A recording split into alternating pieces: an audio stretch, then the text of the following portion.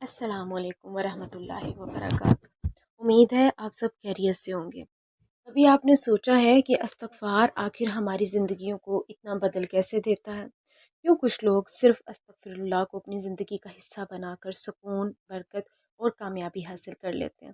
اصل راز یہ ہے کہ جب بندے کا تعلق اپنے رب سے مضبوط ہو جاتا ہے تو زندگی کے بکھرے ہوئے معاملات خود بخود سنورنا شروع ہو جاتے ہیں۔ ہم سب گناہ گار ہیں، روز نہ جانے کتنی بار اللہ تعالیٰ کو ناراض کرتے ہیں، لیکن اس کے باوجود ہمارا رب ہم سے محبت کرتا ہے۔ وہ ہر رات اپنے بندوں کو پکارتا ہے کہ اے میرے بندے میری طرف لوٹا، میں تجھے معاف کرنے والا ہوں۔ یہی استغفار کی سب سے بڑی طاقت ہے۔ حضرت حسن بصری کے پاس ایک نوجوان آیا، وہ بہت پریشان تھا، آنکھوں میں آنسو تھے۔ اس نے کہا میں گناہوں میں ڈوبا ہوا ہوں، کیا اللہ مجھے معاف کرے گا؟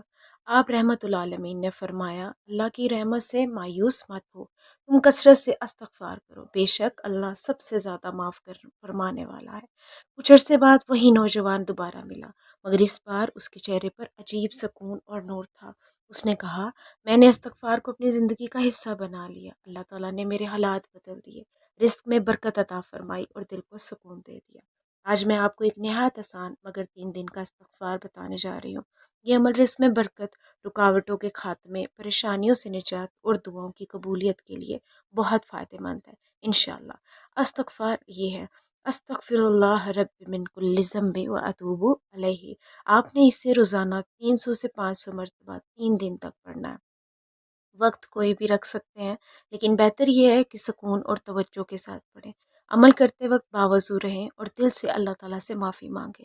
یاد رکھیں صرف الفاظ کافی نہیں، دل کا جھکنا بھی ضروری ہے۔ عمل مکمل ہونے کے بعد دعا کریں اور اول و آخر 3 مرتبہ درود شریف ضرور پڑھیں۔ اگر آپ کی زندگی میں بے سکونی ہے، رزق میں برکت نہیں یا مشکلات ختم نہیں ہو رہی تو اپنی زندگی میں استغفار کو شامل کر لیجئے، کیونکہ سکون صرف اللہ کے ذکر میں ہے، اور جب بندہ اپنے رب کے قریب ہو جاتا ہے تو زندگی کی ہر کمی آہستہ آہستہ ختم ہونے لگتی ہے۔ اللہ تعالیٰ ہم سب کو کثرت سے استغفار کرنے والا بنائے، آمین۔ اگر یہ پیغام پسند آئے تو دوسروں تک ضرور پہنچائے۔ مجھے بھی اپنی دعاؤں میں یاد رکھیے گا۔ جزاک اللہ خیر۔